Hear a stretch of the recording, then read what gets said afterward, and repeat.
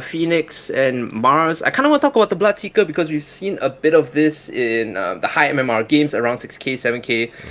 The offlane Bloodseeker has been extremely popular recently just with the changes to Veil of Discord, making it such that it amplifies spells instead of magic damage. So Bloodright plus Veil of Discord is pretty broken at the moment, which is why we're seeing OG pick this up. Yeah, and it's funny that they pick it up here because OG was actually the founder of this. Team Secret Zai ended up stealing this strat, and they used it against OG themselves. So this one is going to be definitely going to be a Seb Bloodseeker 3, and then it's going to be a Saxa 4, and this guy plays an amazing Windrunner. The funny thing also along what you mentioned was the Bloodseeker traditionally was used as a counter pick. I think they used it as a response towards the Huskar or the Oracle, and this time open picking it means there are a lot of weaknesses, that Team Liquid can ostensibly exploit right now. I like the Mars. We've seen a couple of buffs to his numbers recently. Just the mana regeneration, I think, has helped him a lot in the past.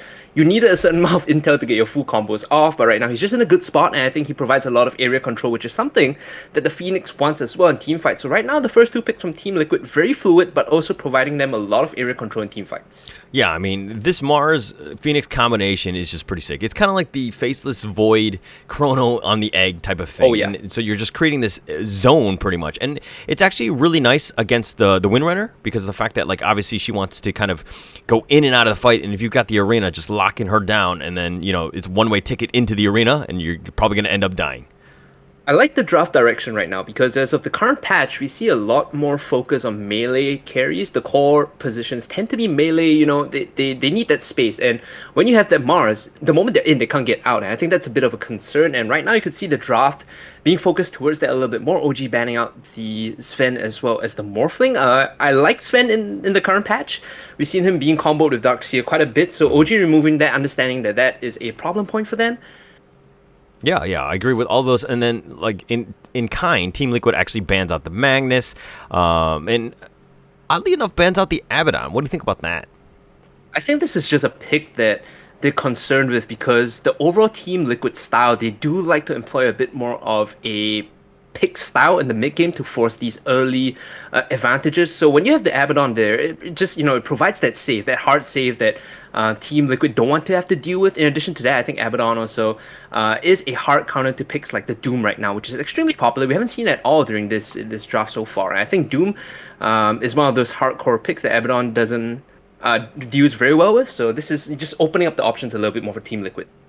Yeah, and OG bans out the Warlock. Just kind of, I mean, it's kind of like that whole Wombo combo that they've got going. The Arena, the Egg, and then if you had Stormhammer from Sven and the Golem, like, that would be crazy, right? But you're working off of your ultimates. So in that case, like, what is Team Liquid looking to stop OG from doing? Now you have to note that the two ultimates on the Team Liquid side, extremely high cooldown, so they're going to have to play around that, which is why, they do want a bit more of this on-off style, of Dota. You have the ability to switch it up, and looking at the OG side, their ults are not something that they're relying on to fight. When we talked about the Bloodseeker, it's Bloodright. Whenever you can cast it, you use it. Windrunner is just an amazing pick to use to kind of isolate members. So I think if you're Team Liquid, you're looking for a bit more of that fluidity when it comes to the draft. You want something that can go anytime you want. I think along the lines of, Tiny's banned out. Void Spirit might actually fit this role pretty well as well. Mid lane Void Spirit. Storm, of course, being banned out. So these are the kind of picks, the global reach as well as the ability to turn on the pressure when you need to, not dependent on the ultimate timings. Right, and it looks like OG's picked up the Rubik here. Like, what do you think about that? Because that's usually played as a 4, but Saxa's the 4, and definitely plays the Wind Ranger. As of this patch, Rubik has an insane win rate just due to the nature of the Fate Bolt as well as the spell steal. I love the Fate Bolt because it neutralizes a lot of these, popular cores right now by not only reducing the damage but just making laning phase extremely difficult. And when it comes to taking on the big ticket ultimates of Team Liquid, having Rubik there is just a safety net, just in case you overreach as OG. You have the ability to steal the Arena, the Egg, if you really need to reset the fight.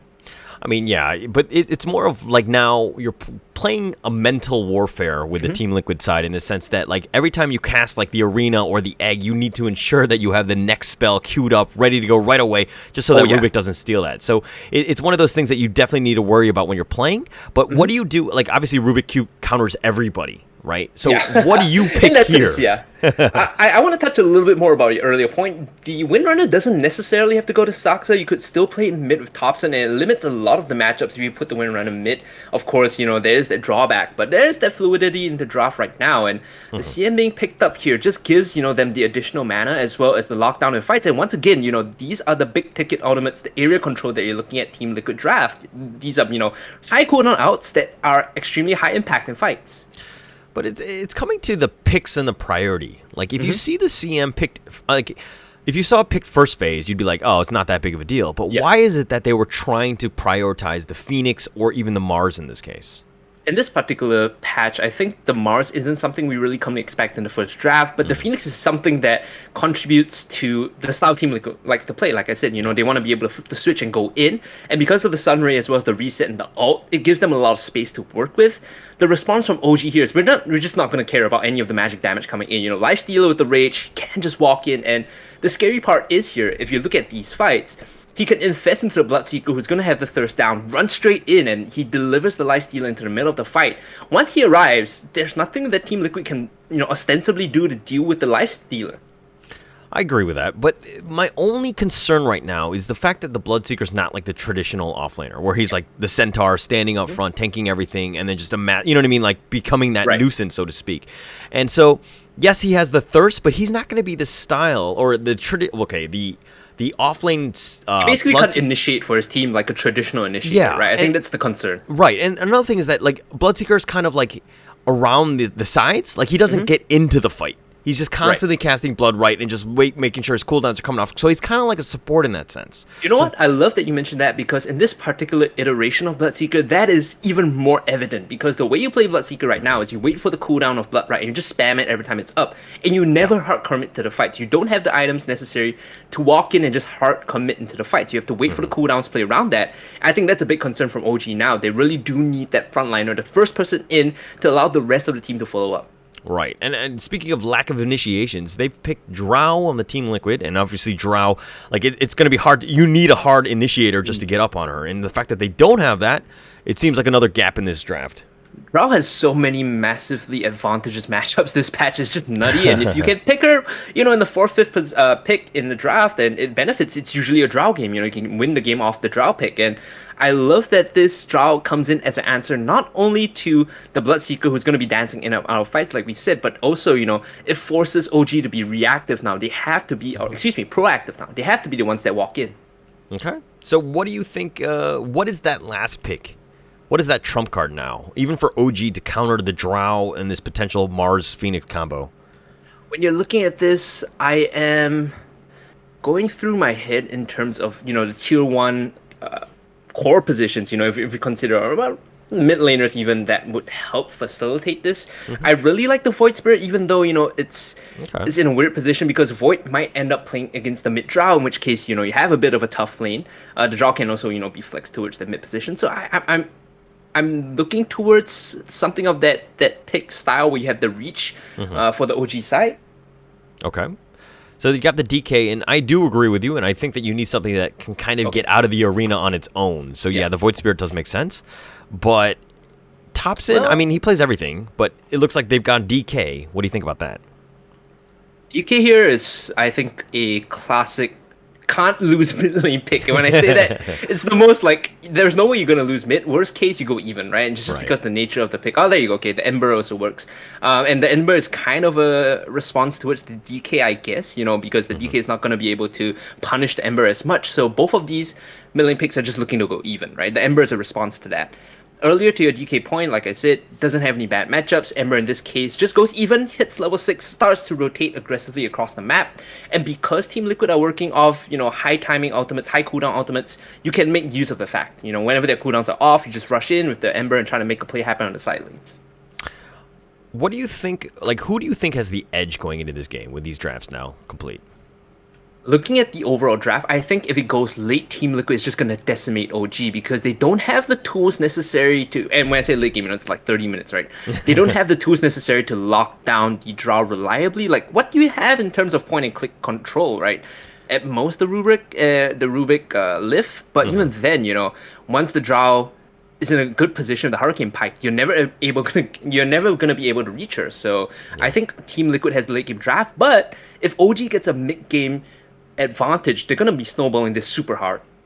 Agreed. And I think it's really going to come down to these Rubik. How many steals, how many of the freezing fields, arenas, eggs, all of these things, how many is he going to steal? Because that will really change the team fight. But I think that, in terms of ease of play, I really like Team Liquid's lineup. I think it's just way easier to play. The margin for error a lot smaller on the Team Liquid side, just because if OG hard commits to you and you have everything available, you literally just press R and you win the fight. There's nothing that they can do, barring some insane Windrunner and Ember plays coming in. These are the two picks I'm going to be looking for in the game, because if the Windrunner can take out the egg quickly, that nullifies the problem of the Phoenix, and if the Ember can jump on the Drow in the fights, that also nullifies the problem of the carry. Right. And I mean, another thing, though, we didn't really talk about was the fact that the Mars Arena can actually protect the egg. Yep. Right? So, just having that is just, next level, right? In the sense that, okay, they're going to go Wind Ranger and they're going to try to burst down this egg real quickly. But if you've got the egg, you got shields up, you're good to go. This is one of those situations where I'm like, Blink on Wind Ranger might not be ideal, but, I could see a niche use for this. Even a 4-staff might be valuable and just to get into position. But like you said, that synergy between the arena and the egg is really what Team Liquid is going to be looking towards, and to some certain extent as well, the freezing fields, giving them that further control and slows and fights. I think this Team Liquid team fight is just too strong and really hard to defeat at this point. Yeah, and I think that this Bloodseeker offlane, and I know it's it's the new hotness or whatever, but I feel like it's not the easiest of things to play, and teams still need to figure out how to play it like Team Secret did. When you look at the lane assignments, it's going to be so brutal as well. You're going to be playing into a Drow and CM, or even a Drow and Mars, you're pretty much not going to expect. But the Drow and CM is the problem here. I mean, how do you assign the lane here if you're set? Because playing to double range, especially with Drow level 1, dude, you could get the blood right off, but you're never going to be able to CS safely.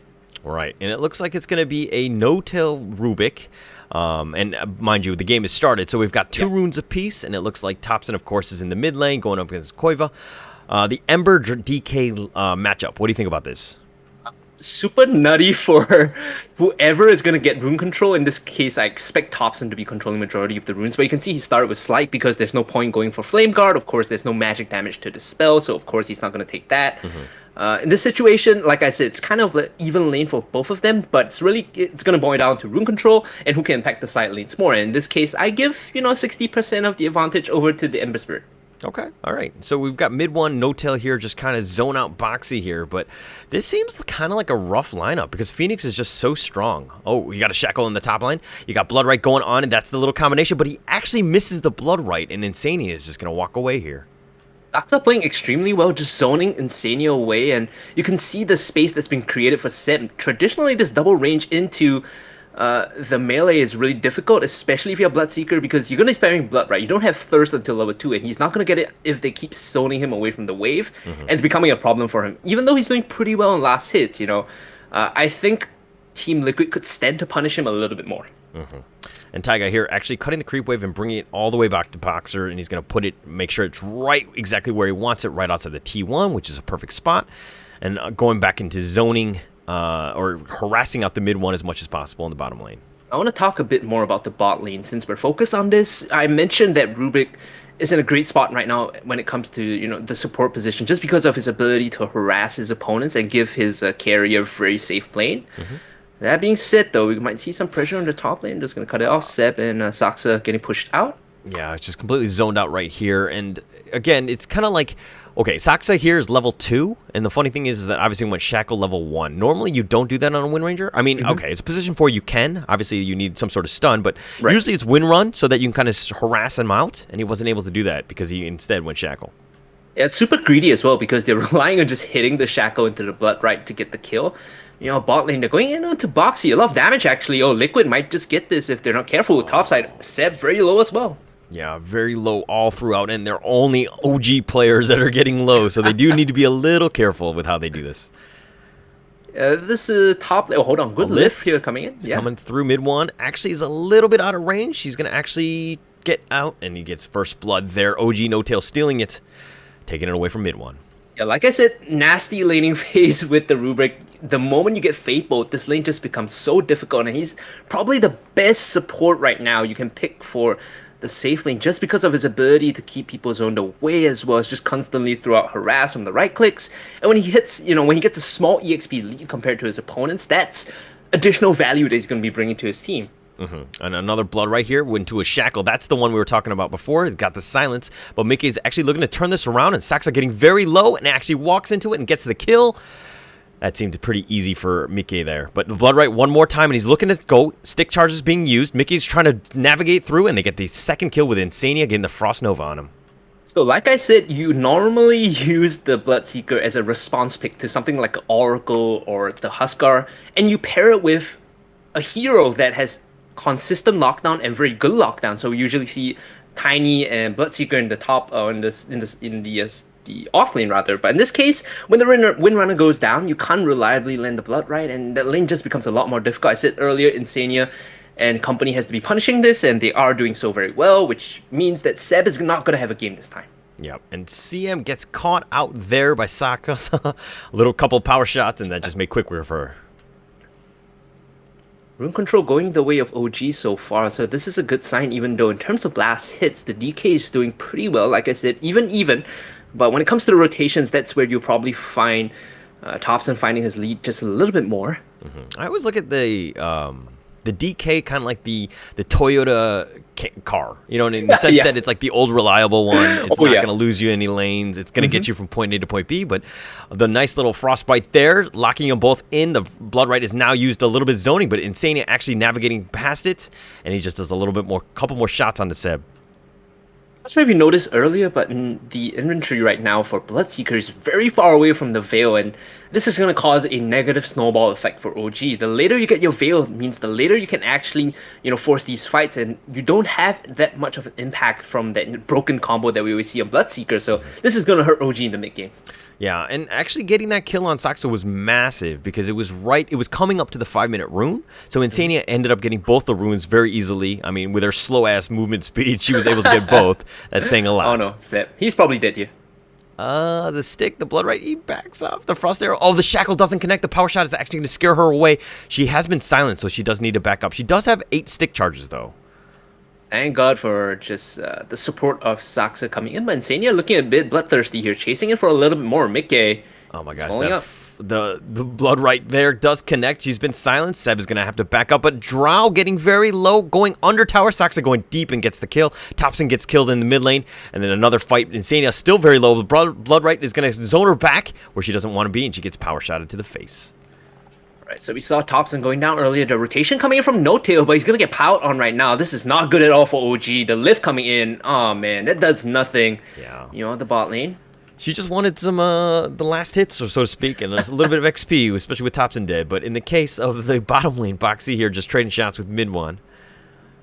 The problem is starting to become very evident right now. You can see the last hits and denies.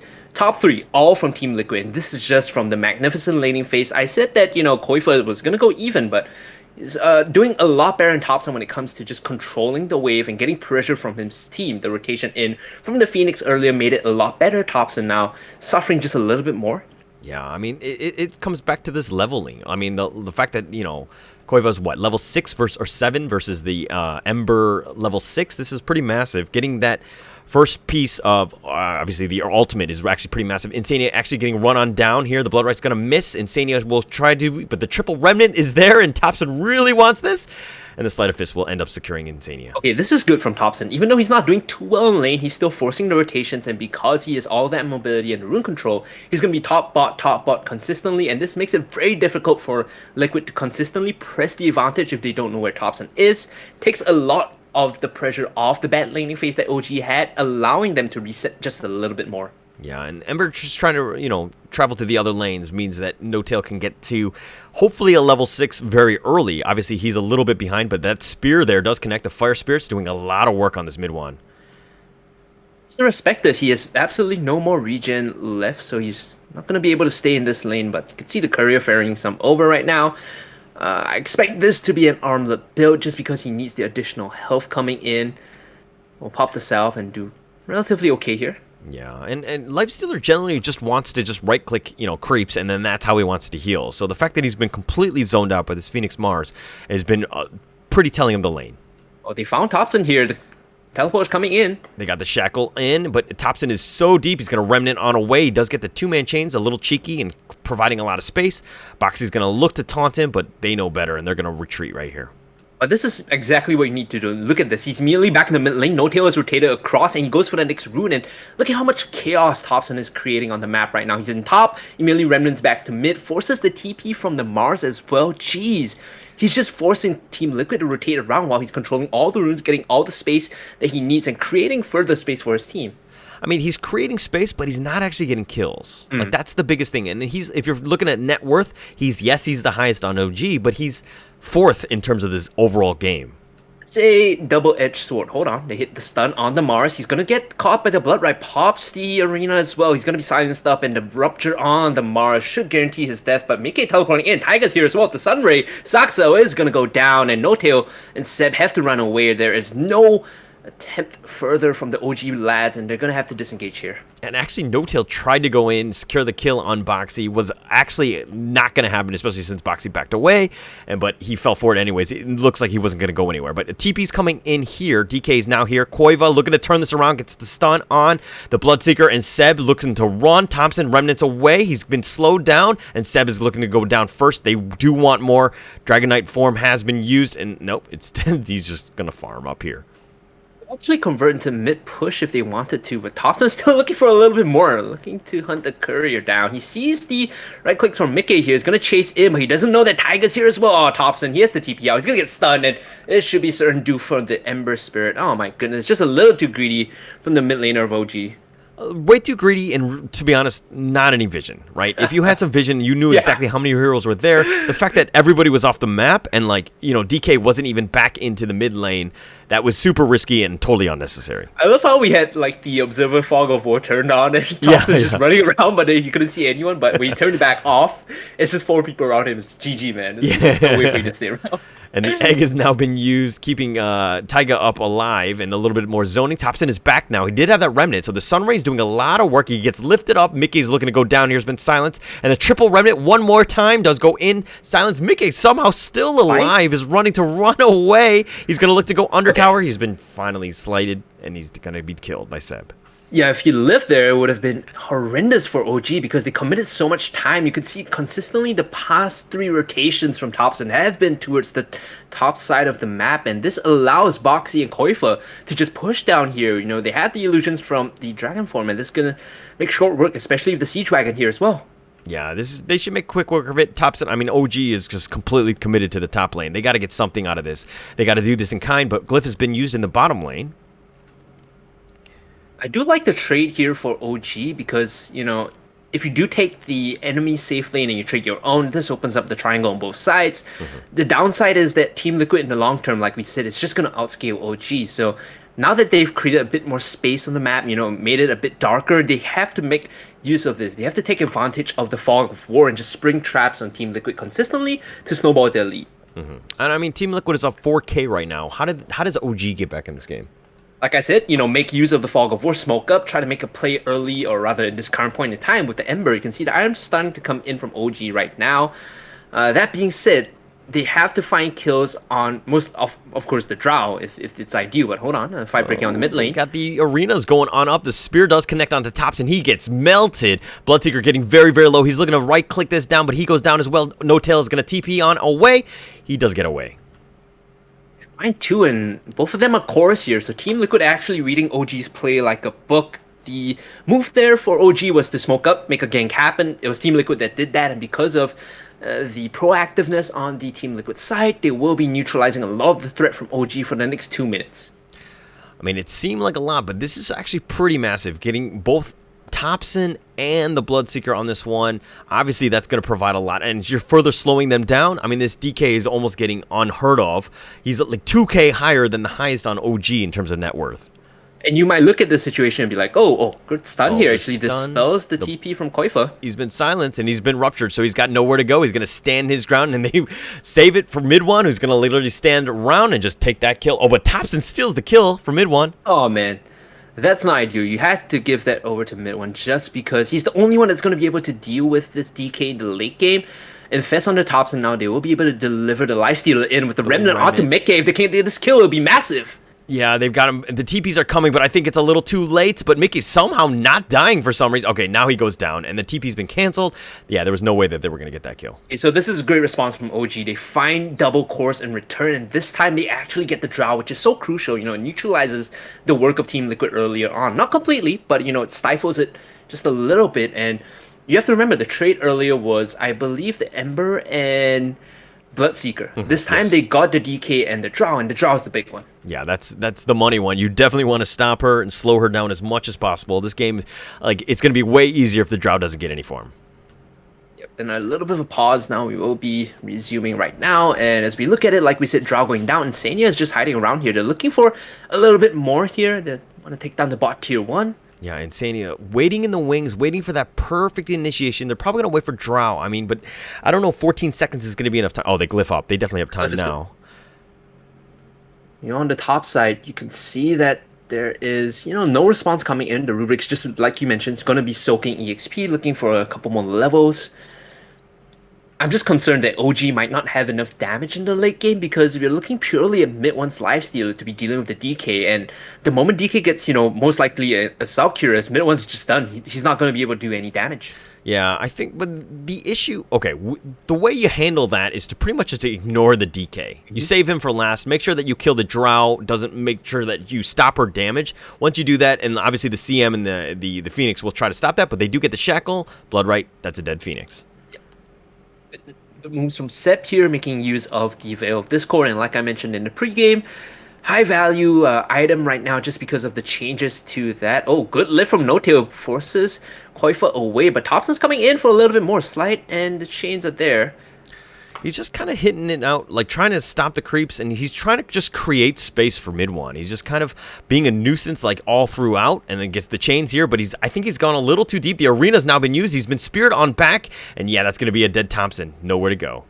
Perfect chain of control there. You could see the spear into the arena, and that's the change I think a couple patches ago where they reduced the cast time on the arena, so you actually can throw the spear and then cast the arena immediately after to guarantee the spear hits the wall. As mid one is gonna pop the rage, gonna use the TP and get on out.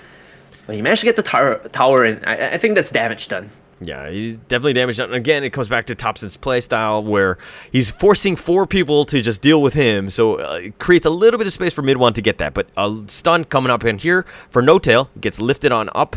The Shackle's not going to connect, and Koiva has become a man. All good. Koifa's back to human form, so no additional range on the Dragon Tail stun. Right now, like we mentioned earlier, 4K lead for Team Liquid. OG actually sticking around. They're looking for a little bit more blood here as Koifa.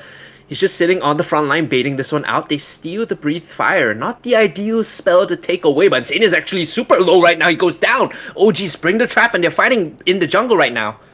They tried to gust it out, but Rage is there. Mid one is looking to turn this around. The Sun Rage just keeping up the Drow for now, but he does go down in the end. Got the Phoenix, the Drow. Koiva is looking to TP on away. He does get away. Mind you, DK, he was standing in front because he was ruptured and he wasn't able to move. But they want like to get more. They get the remnants, and it looks like Freezing Field has now been used, and it should zone them away. But Insania does go down in the end. Okay, looks like the Breathe Fire maybe might have some value after all. You know what I managed to sneak down the CM in the jungle. So good moves there from OG. They find 3 picks in the bot side.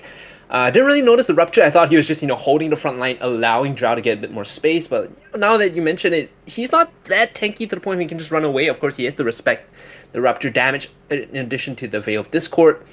My earlier point about how it's broken now because it amplifies all spell damage, not just magic damage, which makes it effectively a 20% amplification from all spells on your team side. Yeah, I mean, it does quite a lot now. You definitely do need to respect it. And Boxy here is looking to just TP away, and he does get out. They need to get a Tinker Ward up there. Look at the items coming in. Mars is queuing up the Blink Dagger. The moment he gets that, that is when Team Liquid's going to be a bit more proactive, and we're completing the drums. That's going to be allowing mid one to be more effective in fights. Mid one, of course, completing the armor quite a while ago. I do want to see a Heaven's Halberd from mid one here. That's another way they can deal with the Drow Ranger in these fights. Of course, you deliver mid one in with the Ember, and you instantly halberd up the Oh, Drow Smoke Ranger has been and popped. Ember was standing right at the top of this. He actually Remnant's on the back end. He's getting frostbitten and he's been silenced. The arena's been used as well. The Sunray just making sure he burns, and the arena just keeping everyone else out. combo in. Big outs being committed though. It's the DK out as well as the Mars, and they're chasing it for more. They found the Bloodseeker here.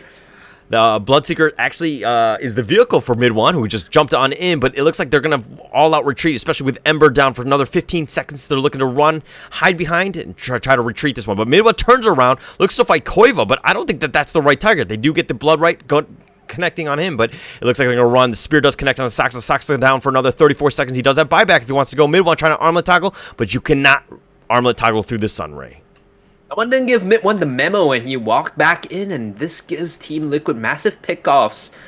In the jungle, Boxy's just gonna back off, put the bulwark up, and I think there was 3 kills all in all. Of course, they picked up the Ember earlier in the river, so Team Liquid with the aggression. Oh, very low in health though. They have to be careful here. This is a big fight. They found the Rubik.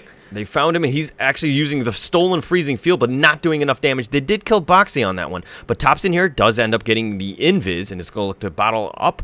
Nice little blood right chain little combination there, but Koiva blinks in, gets the Dragon Tail stun, and he gets the gust, and Ember got nothing to do. And I mean, if you can't cast any spells on Ember, you're definitely going to suffer. Seb running away with his life.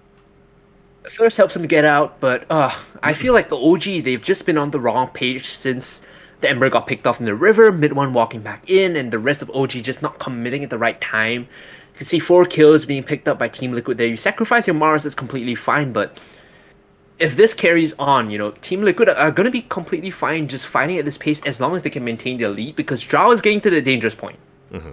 And to be honest, I feel like the Team Liquid lineup just completely counters what OG wants to do. Like the fact that the Ember was the last pick, but he's been constantly silenced, frostbitten, dragon-tailed, like to no end, and he just ends up getting killed by like the entire team lineup. They're throwing all the ults at him, and Topson has really not been able to get his game going.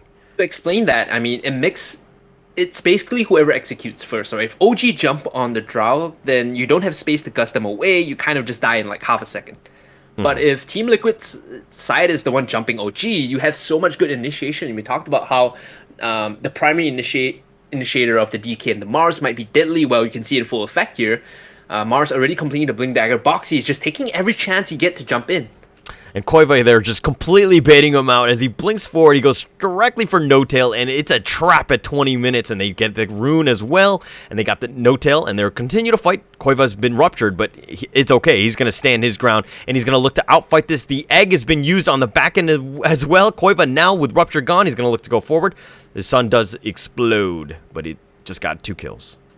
This is the picture-perfect fight here. I think Team Liquid, they've accelerated their goal curve just a little too much. It might be game over just because the Blink Daggers completed on DK and Mars means that they can jump OG anytime they want. And with the space, Drow Ranger's just going to be right-clicking from the back. Anytime she feels threatened, just throw the Gust out. I don't think OG have a way to jump her anymore, and the Bloodseeker has, more or less peaked at this point. Yeah, Ember really can't be making aggressive plays if he doesn't have the BKB, and I think that he's still kind of a ways away. He did get drums. He's got Yules. He's looking to do that to solve his silence problems, but I think that he really needs BKB to fight. Yeah, this is the set Ember build where you can't just right click the backline. If you went for the slight build where you just go full damage, maybe you throw in the Drow, but in this case the BKB only does so much, right? You mentioned, yeah, great, BKB gives you immunity, but even then you could still be right click down from the rest of Team Liquid, which is a serious concern. And I think, like we mentioned, OG, it might be too little, too late for them. Yeah, and at 21 minutes, man, mid one with just one big item, Armlet, and he's going to get Halberd up next. But I feel like his impact has been next to nothing this game. It's because his laning phase wasn't super ideal. Yes, the Rubik did do a good job in helping stifle the Mars, but I think lifesteal in this patch is just all these strength cores don't scale as well as they think they do. They're like, oh, wait for the next item, and when you get 4 items versus a Drow or TB, it's like completely different, right? They're not even on the same level. But I mean, OG's playstyle is to just fight. You know what I mean? Like that's like their whole thing is that they, even when they're behind, they look to fight.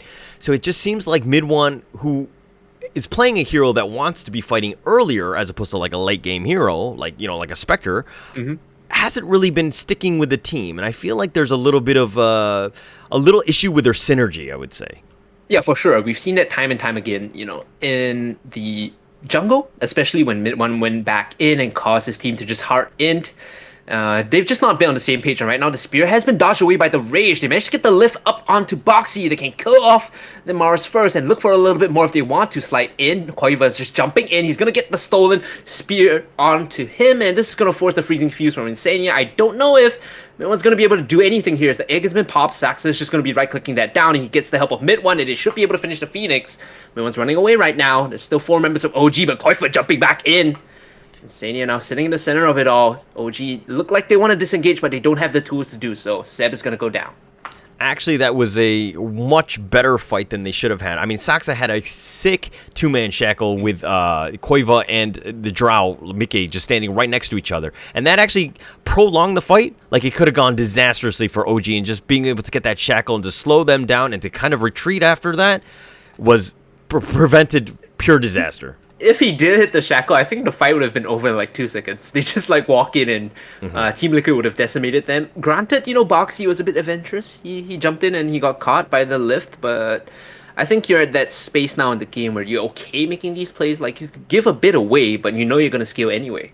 Yeah, and it's also coming back to the Seb Bloodseeker, right? Yes, he got a whole bunch of blood rights off, but literally Team Liquid is like, okay, who's the target we go on? Okay, deleted. Next item. Deleted. You know what I mean? And they're just going through all the heroes, and there's like no hero that can really tank up that sort of targeting.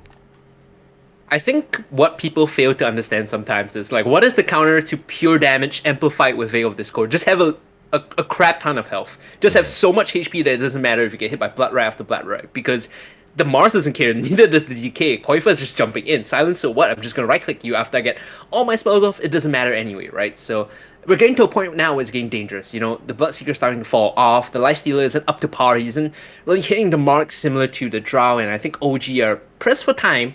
In the next 6 minutes or so, if they don't find a huge turnaround in a team fight, they're going to be out of this game. Yeah, and I mean, it's coming back to the Ember being even, in terms of net worth, he's actually falling behind the Seb, who has not had a great game himself. Thompson is that guy in terms of their lineup, who needs to be probably the highest in terms of net worth, doing all the damage, creating all the chaos with the BKB and all of that. And he hasn't been able to do that. And Seb right here is, definitely higher, which isn't a good thing for your team. Oh, yeah, for sure. I think Seb being at that point higher than Thompson in terms of net worth is just bad news. And I thought this matchup was going to go a lot better, but the interference from the Phoenix early on, as well as Koifa's magnificent laning, managed to put Team Liquid ahead, as now you see a 4-man smoke. The Drow isn't tagged up by the smoke, but the just blink instantly in, they jump found with Saxa. And they got the Sunray as well. He's got the Frostbite. He's got nowhere to go. The Shackle doesn't connect, and it looks like Saxa is going to go down here. Yeah, but look at this, Gene. This is what Team Liquid does so well. They understand what is the lose condition. If they 4-man jump our Draw Ranger and they kill her off, well, that can't happen if we jump them first. They've been doing this time and time again since the 13, 14-minute stages of the game, where they recognize OG's mid-game skirmishing is what wins them games. We're just going to smoke up and counterplay that. Yeah, they're doing a good job. They're all sticking together here. Koiva, another arena, which was nasty. On point, kills out 2 of them. And Thompson is actually looking to fight this, but that Remnant's so slow, and it looks like Thompson is going to Remnant to the high ground, try to keep himself alive, and they're trying to look for him, but it looks like it's too little too late, and they've caught more. They've caught on the Seb, who's going to look to TP. No, but he's been speared, and he does get killed. Boxy with a double kill. You know who my MVP for this game is going to go to? It's going to go to Boxy, just from the pure initiation in every fight for Team Liquid. Dude, Boxy's the first one in, and he always survives the initial onslaught to pin down core members of OG. The double spear earlier with the bulwark, jeez, the rebuke as well. Nasty. So nasty. And to be honest, he knows the limits of his hero, right? Like, every time he's low, he just manages to get away just with a sliver of health every time. Additionally, we're always concerned with the Mars just because you have mana issues, and with the buffs to his mana regeneration as well as the Brilliance aura coming in from the CM, you're starting to see why this Boxy Mars is so scary, because he has no concern. He literally just jumps in, and the health is not an issue because his base regen is so high. It's the mana that he has to be worried about, and right now he's at, 7 mana per second regen? Jeez. Yeah, and Liquid, their lineup right now, it's hard to focus on that one guy, because if you go on Mars, then you have the Phoenix in the back, then you have the CM with the freezing field, and then, DK just doing his own thing of just kind of harassing everybody. So it's very difficult to find the right target. OG's lineup, like you said, it is a concern because it's a very traditional, get rid of the backline threat first if we can, and then we fight the rest of them. But Team Liquid is getting to a point where the backline threat isn't the biggest threat anymore. You have to be concerned about, people like Boxy, people like Koifa, who's dealing significant damage as well. Yeah, and right there they found out they found out Ember one more time. They got the gust up, and to be honest, when you have a silenced Ember, the guy is like a melee creep. So he instantly just melted to that. I mean, there are arguments to be made about how if you build like Deso, Chrysalis, then your right clicks are, not so much like a creep, but in this game he had to go full utility just to support mid one. The drums is a clear example of that. Like, that's not the ideal Ember item, just because the stats aren't that good for you and the active isn't super broken for you either. And Thompson right here, like, doesn't need damage items, though. And I understand that the team is kind of lacking that, but every time he goes out, if he gets gusted, he just dies. Oh, yeah. He needed BKB to begin with. Overall itemization was a bit tricky for Thompson, but when he comes into this 28-minute stage of the game, Saxus trying to make plays happen with the blink. We saw that one decent fight that OG had was purely off the back of Saxus Windrunner Shackle to catch 2 core members up. If you can hit that again, it might be ideal for Team Liquid in these fights, but it's a 1 in a million. Yeah, I mean, he's got to be on point with his shackles. That's like the big thing, and like for the team fight, because of the fact that like their team is really suffering. But it's also coming to the fact that like again, mid one isn't up front, and then Ember kind of on the wings. It's been mostly a focus on Ember, and then he just gets bursted, and their team lacks any sort of damage control, and they just falter. I'm actually curious, how much damage mid one has done throughout the game to heroes, because it seems like he's, playing like a 10-20% power in these fights only, and it's not really what you want from your core position lifestealer. He hasn't had that much of a pronounced impact in these fights. Even though he's completed the halberd right now, he's going for MKB next, it's the same situation. We'll wait until the next item, but then your next item is nowhere close to, being able to compete with Drow. Yeah, and I think this is the big difference between Ana and mid one in the sense that, like, Ana, you leave him alone, he will find farm, he will definitely carry you into the late game. But mid one, I don't have that comfort. They don't have the T1 mid yet, and it's another perfect gust right there. He's going to have to use defensively. He's going to remnant away. He's fine for now. Nice two-man shackle there. Does connect. Mickey is a little bit out front. He does need to back up here. He's been getting on right now with the Hunger and mid one, and the arena pops, and then the Aegis as well, and they do find mid one. They're looking to fight, but the Glimmer's there, but the Sunray will make short work of him, and he does fall in the end. They're looking to get more. Koiva, another nice stun onto Seb, who's got him locked in. No Tail's going to TP away. Seb is going to fall for this. Yeah, mid one and Seb all did, and like you said, great gust. And if that fight happened like, I don't know, 7-8 minutes earlier, it would have been fine. But because you have the Aegis, they were able to round around Mickey and just give him the support the moment he came back to life. And you could see the instant arena into the spear just buys him so much space. Yeah, and Thompson it's just here, too little too late for OG. It's just trying to buy time, cut creeps, get the runes, but he's been gusted one other time. He's going to have to back away now. He doesn't really have a whole lot of mana. He's been silenced for the longest time. But the stun, the blinking from Koiva, and that should make short work of Ember. Actually, looking at the item build from Tops in this game, I would have liked something like a earn into BKB just to provide a bit more utility to his team. And because he was roaming so much, you collect earn charges like it's free, right? It's like it's going out of style. And I think that would have been a decent build. The moment you hit the Spirit Vessel, that's when you could deal with the DK a little bit more as well, just because from the percentage damage coming in. I think the itemization from Tops in this game just a little bit questionable sometimes. Yeah, it hasn't been great, and it looks like the blink in arena from Boxy and the Sun Rays just keeping him alive, and that's going to be an easy mid-racks here. I mean, there's a buyback from both Rubik and Ember. They're looking to fight this. Seb is sticking around. The Shackle does connect onto with the illusion, but Boxy getting a little bit low. He does fall, and it looks like Koiva is going to TP BKB on out, and Drow, it's a full-on retreat. I go with the Great Dive Bomb out. They're still chasing for a little bit more. Insania with the Freezing Fields here is going to get silenced up the lift. Stalls him for a little bit more, and Seb should be able to collect this unless... Okay, no, yeah. They will be able to get the kill. Yeah, I wasn't able to run away from that. They do get the Drow as well, so Mickey a little too... wasn't able to run fast enough. I mean, Insania, they're trying to kind of slow down the chase, so to speak, and to attract attention elsewhere, but nonetheless, it's hard to get away from Ember. It was a buyback, like we mentioned earlier. I think from the Rubik, no, dieback rather from the Rubik. Mm-hmm. Yeah, I mean, not ideal. This is why I prefer a position 4, because I feel like you need some sort of item. Like you need a Forest Glimmer. Like you need items to kind of help you get from point A to point B. Obviously, Blink is definitely high up on the list as well. But it's a very greedy lineup by OG. Everybody needs some sort of farm. The consensus from people is like, well, Rubik's really good with EXP alone just because the levels gives him access to really strong spells. But you're 100% correct. You have to be concerned that if you don't have safety items, let's call them safety items, right? The Blink, the Force, the Glimmer. Yep. You are very susceptible to getting picked off in these fights. And I think they're trying to do that. They're trying to find some way to execute around this. I think No Tail is very concerned about this.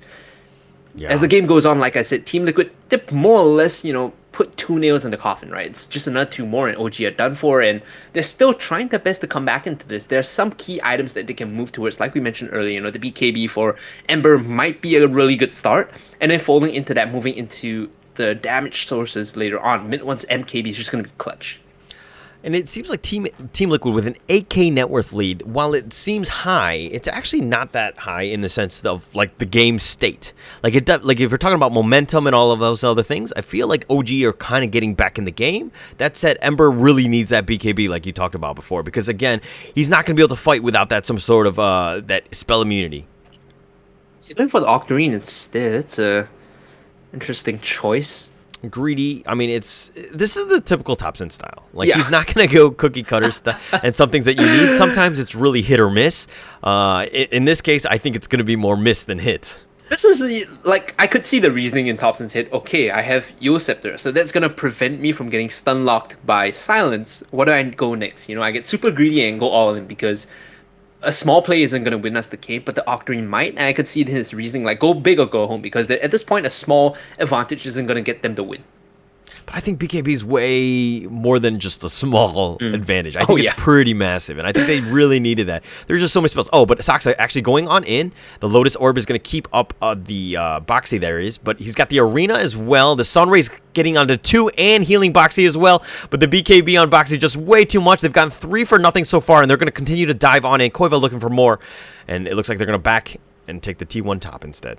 Now you can see why they prior the early Phoenix into Mars, and it's kind of obvious at this point, right? Like, hindsight is 2020, but the value and the synergy of these 2 picks is so nasty. The moment you keep them locked in the arena, it's a guaranteed 5-6 second Sunray, and you're also healing Boxy up, who is your primary initiator, and because you have double strength frontline, they're so tanky, they benefit off the Sunray as well. And I love the Team Liquid draft now that we look back at it. The way they execute is just so clean. It's something that they're familiar with. This is something you'd see them play in the last patch, and it's really going to give them the big W at the end of the day.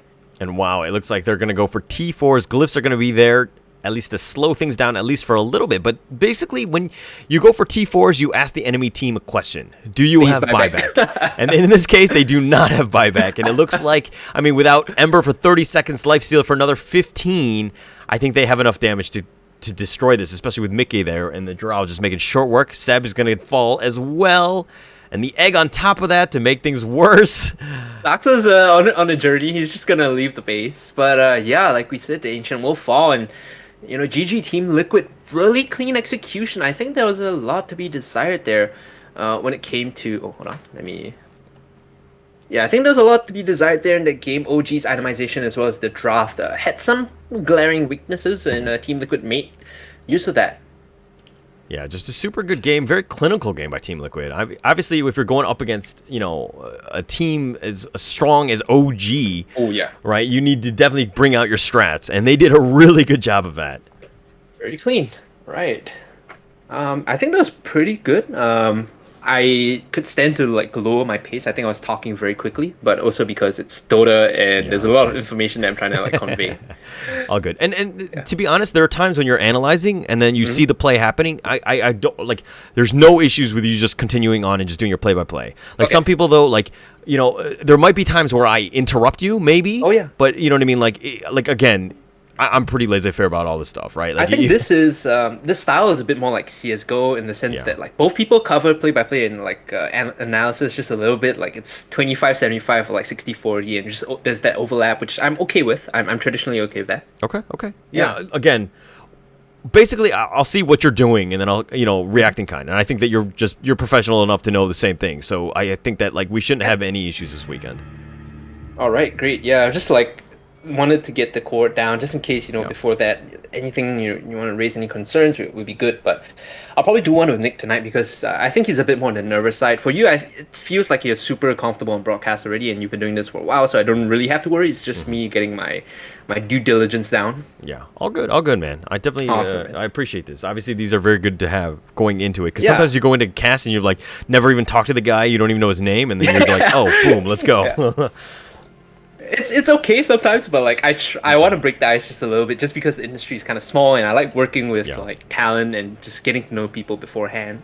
If you don't mind, like, can I ask you, are you continuing like casting for now? Or do you think you want to stay like as a long time caster? Well, I want to. I mean, we'll see how this one goes. Obviously, there's like, you know how it is out here, right? Like it's too small in terms of like, am I able to support my family? Like, you know what I mean? Like that level, right? So we'll see. Like right now, I'm kind of in a lull. You know what I mean? I have some time, Right. so this is definitely something that I want. Like I wanted to cast even when I was with One Esports, but like it was one of those things where I wasn't able to do it because they were like they told me I couldn't. You know what I mean? Because I had to stick to their events and they had to do that. Right. So it's kind of opened doors for me again, and definitely, I want to be casting. This is something that I want to do.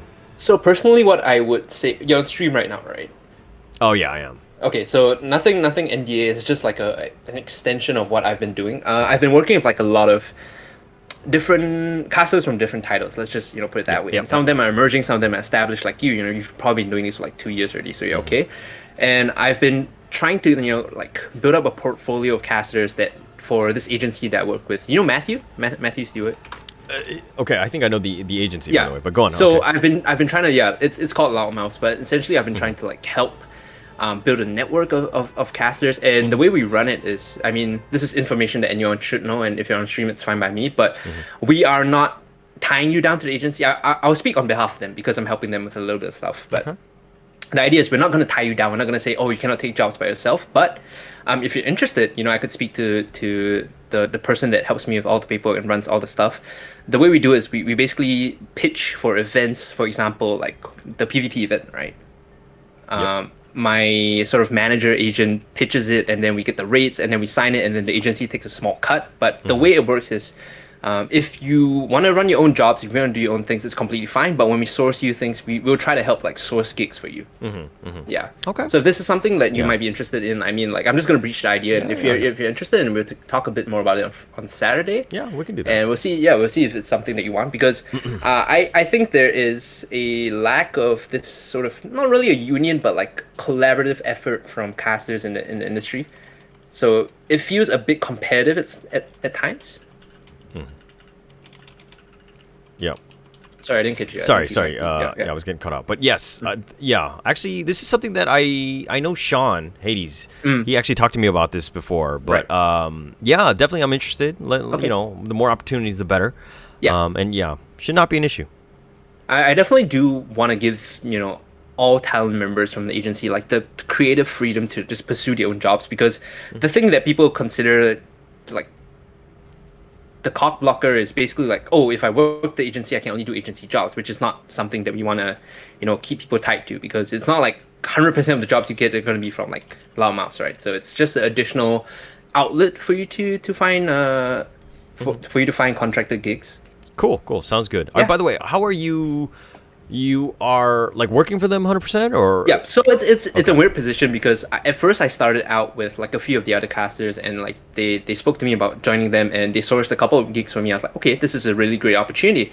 And then over time, I was working with a couple of like younger mentees, and I saw a few of them had like really good talent. They just lacked the structure and the system to, like, basically the business side, right? They didn't know how to run the business side of being a caster. So I told my manager, who is Matthew's wife, Cherie, to kind of like, maybe grandfather them into the agency and see how they run. And a lot of them have been doing relatively well. There's this new kid that I brought in, Ken Control. He's like an FPS caster, and his fundamentals were really good. He just lacked the structure of like, how do I go from here? And I think we brought him in, and we gave him like a direction, and we work with him, and I work with him for like Valorant, for the FPS casting side, and we tried to get him on the track where like you become a recognizable name in Singapore and Southeast Asia as a particular title caster. I think that's what we're trying to achieve for everyone. Yeah. Cool. That's good stuff. Yeah. So let's talk about that. Yeah, sure. We can definitely talk about it on Saturday, and we'll iron out the details. I mean, there's some stuff, of course, I try I'll try not to talk about it on stream just because it's like numbers and all. So the overall idea is fine. So I'll probably see you on Saturday, and if you're interested, we'll talk a bit more about that. Okay. All right. Let's talk on Saturday then. Thanks for the cast, man. Thanks, man. Thanks for the catch up and the cast. I think we're pretty much solid. Did Lewis give you the player rosters, by the way? Yeah, he just sent it. Yeah. Okay, great. Then I think we're all good. I'll see you on Saturday, man. All right, cool. See you then. All right, have a good stream. See you, man. Thanks, man. Bye. Cheers. Bye. Cheers. All right. Friends. Okay. All right. Via Jesus. Yes. Apologies. Yes. I do replay analysis. I unfortunately will not do one today, just because I did some other casts, and I kind of like, if I do too many, I kill my own voice. But if you send me the game ID, I can put that up, and I'll do that on my stream tomorrow, if that's cool. Just send me the game ID. Hopefully, it's got to be one of the 7.27D games. And I'm hoping... I mean, I think I'm lacking, like, offlane ones. So let me know if you've got an offlane game. If not, again, I'll just do whatever. Okay, you can send it. Okay, sure. Cool. I'll be on 1 to 4 plus 8 GMT, so let me know. Hang on, there was other games that I was going to do. Oh, you've got the game ID. Cool. Awful. Oh, perfect. Perfect. Because I was actually looking for... I feel like I've done too many support ones as of late. And I'm trying to diversify some of the replays that I do. But also, thank you for the follow, sir. By the way, how did you find this? How did you find me? Games to cast. There we go. I always find it interesting how people find me. Because I leave my number on the, the walls of the men's room at every single place. So that's kind of why. I'm just kidding. By the way, I don't do that. But yes, that was actually Hungrycasts. Thank you. My mama gave me this voice. No, I'm just kidding. Went down on Dota to find solo streamers who are of high rank who can help me. Well, I'm not the highest of ranks, but I'm happy to help. There's a lot that, like, even if you watch your own replays, it doesn't really matter what level you are. Like, if you watch any sort of game, you can see your mistakes. And 100%, I hope that the game that you sent me was actually a losing game. Not to say that I can just kind of make fun of you or anything like that, but it's more the fact that, like, you can see a lot of the mistakes that you make, right? And so those ones kind of really show what you're doing. So if it's like a snowball-y game, really the value for you is going to be next to nil. Because again, you're snowballing, so you're doing everything well. So, oh, you gave me a stop. Yeah, that's not good. All right, let me get rid of this other stuff. By the way, Aster Phoenix, welcome to the channel. And yes, actually, this is the first time I've actually, like, I haven't seen Hungrycasts cast Dota before, but I was actually pretty impressed with what he did today. I think his knowledge is there. He definitely has the breadth. He's definitely put in the work, especially coming from League of Legends, which is pretty sick. But yeah, he knows his game. He's definitely on point with all the stuff he does. And to be honest, I felt like even in this practice cast, he was not stumbling over his words, which is not the easiest of things to do. Because even me, like, I'll just say ums and whatever. Like, you kind of just pause at times, right? Because you're only human. But he seems to be very, very fast with what he's saying. And so there are times that even I'll take a backseat to him, even though if I have to, play by play or whatever. But, all right, I didn't win the lane. Okay. All right, let me just get that one. I will take note of that via Jesus. By the way, I love your name. But yeah, I'll look to do this tomorrow. Yeah, okay, cool. Yeah, all good, man. I'll get to it. Sorry for not being able to do it today. Just understand that, if I've been talking for like 2 hours, you kind of like lose your voice. So March here. Nice little roll on. Yopaj, he's back, man. He's been spamming this. Actually, he literally was just in the pubs. This is a live game. Yopaj, like, I shit you not, was literally playing mid Earth Spirit just a second ago. Hang on, let me see.